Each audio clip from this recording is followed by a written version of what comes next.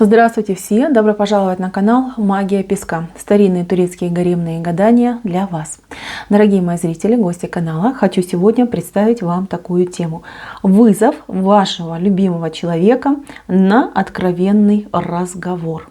Давайте же посмотрим, какая самая главная мысль о вас не дает ему покоя. Если вы готовы услышать правду и не боитесь, пожалуйста, всех приглашаю на мое гадание. Посмотрите на песочек, подумайте о своем любимом человеке, о том, кто вам нравится. Вспомните его глаза, его голос, его улыбку. Закройте глаза. Несколько раз позовите его по имени. Вы должны почувствовать, что он рядом. Мужчина должен рассказать нам правду. Настраивайте себя на это мысленно, либо вслух. Задавайте ему вопросы, которые вас интересуют. Так, а я прошу высшие силы дать мне возможность ответить на все ваши вопросы и послать для вас только самую важную, самую нужную и самую полезную информацию. Итак, мужчина, загаданный мужчина, высшие силы, поведайте мне. Покажите его душу, покажите его разум, покажите его самые-самые темные, сокровенные мечты, желания и представления. Так, мужчина такой, знаете, непростой. Ваш мужчина непростой. Ваш мужчина энергет, очень сильный энергет. Причем он как в плюс, так и в минус умеет работать, честно. Тот мужчина, которого вы загадали, у него есть врожденные способности к эзотерике, к магии. Может быть, даже вот как-то по родовой линии ему что-то передалось. Он не пользуется, вот прям не предсказатель, не гадатель, не ясновидец, но у него его интуиция, она преобразовалась, как, знаете, как прям в чутье, животное чутье. Знаете, как животные чувствуют там всякие перемены, неприятности, и вот он тоже чувствует, он может предсказывать. А знаете еще, что я хочу сказать? У него глаз с чертинкой. Вот такой у него глаз идет. Он может приманить любого человека к себе. На любого человека умеет делать вызов. Знаете, он волком идет. Волком, который бродит сам по себе. Он одиночка. По жизни он одиночка. Этот человек никому не доверяет до конца. Знаете, вот даже маме, может, своей не доверяет до конца. Он даже, может, сам себе не доверяет до конца. По поводу религии, здесь человек либо условно, относится к какой-то религии, либо человек, который деист, он верит в высшие силы, он верит в предназначение, но конкретно какую-то религию так он для себя и не выбрал. То есть, понимаете, вот такой момент происходит. Еще мужчина здесь может иметь два лица. Смотрите, с одной стороны он волк, вот волк его, вверх воет на луну, а вот здесь он дельфин, видите? Нежный и ласковый. Дельфина он редко показывает, дельфина он редко включает. По большей степени по жизни бегает волком. Холодный, рассудительный, но такой, знаете, может уйти в азарт. То есть вот вроде держится, а потом срывается. Либо там может в гульки какие-нибудь, либо там с друзьями, либо еще в какой-то разврат. То есть у него такое бывает. С переменным успехом ему удается держать этого волка в себе, настрой волка, но тем не менее. Так, давайте же теперь смотреть, что мужчина думает о вас, что у него на подсознании, сознании, сердце, душе, что у него к вам, что разум говорит. Разум, конечно, говорит, что очень вы ресурсная, что вы очень для него выгодная. Вот, девочки, не знаю, честно, ресурсная и выгодная. Это не всегда про деньги, это не всегда про какие-то профиты. Это может быть, кстати, и про то, что вы, например, психически здоровый человек. Это может быть о том, что вы человек, который сам по себе может по жизни пройтись, и не нужно вас за руку водить, не нужно что-то вот с вами усютюкаться, что вы сама независимая, самостоятельная, еще фору ему дадите. Вы талантливая, вы способная, то есть вы не пропадете по жизни. Вот ему это очень нравится, его это вдохновляет, и он, прям, знаете, как плюсик вам пририсовал за это. Даже вот подумал, да, хорошо бы было, если бы у нас была дочка, да, и, например, она была бы как вы. Что он еще думает о вас? Ну, думает, что вы достаточно жесткая, что вы можете прям так по причинному месту серпом дать, что у него прям аж в глазах звездочки летают. Я уж не знаю, как вы его там воспитываете, мои девочки, но он вас, если честно, откровенно, он вас побаивается. Несмотря на то, что он волк, вот он волк, да, он вас побаивается. Что-то вы его уже раз так за пояс заткнули, что он так и понял, что проиграл, да, что не надо с вами тягаться, что не стоит вас выводить из себя, потому что вы можете очень жестко его на место поставить. То есть есть у вас к этому способность, есть у вас к этому дар. Знаете, подозревает вас в какой-то магии. Луна вышла, да, но Луна вышла с вашей стороны.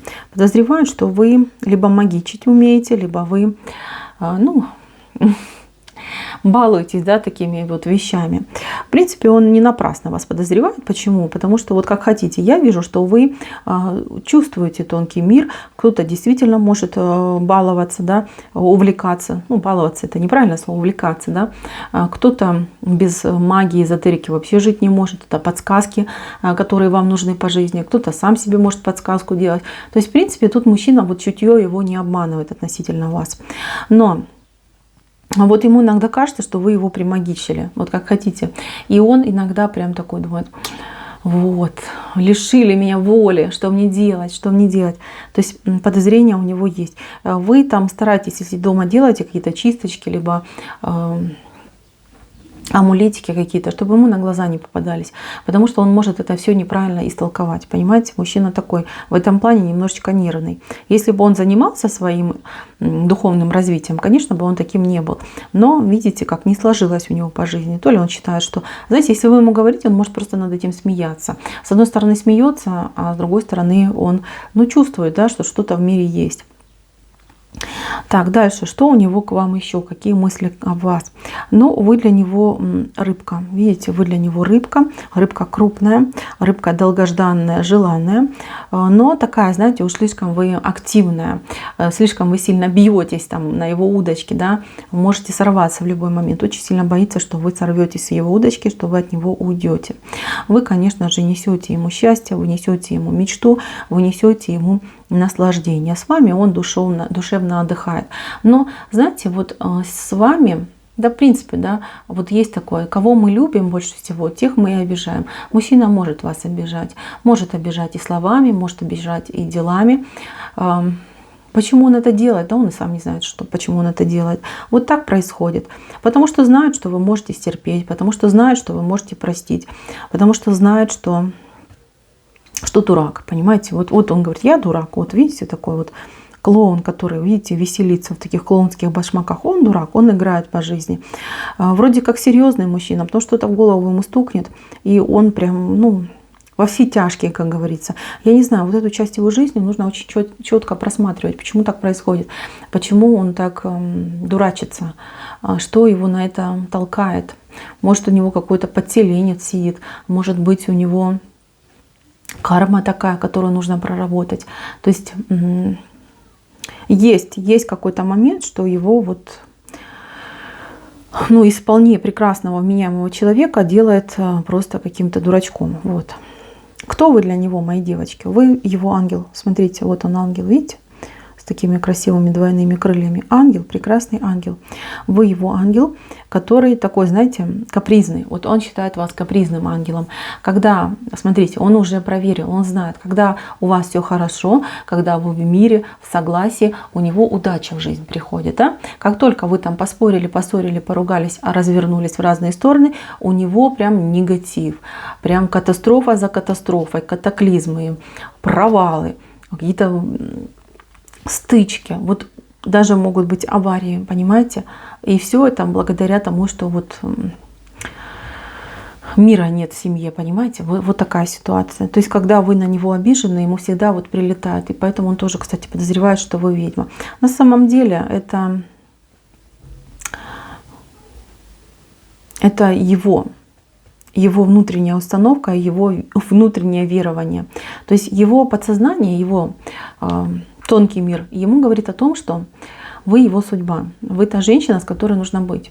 Когда он с вами расходится на расстояние, да, вот он сам провоцирует все эти негативные ситуации в своей жизни, потому что ему вот через подсознание, да, идет вот подсказка, что вот видишь, когда вы поссорились, у тебя катастрофа, да, когда вы вместе, у тебя фортуна играет, да, в кармане. Понимаете, вот такой момент.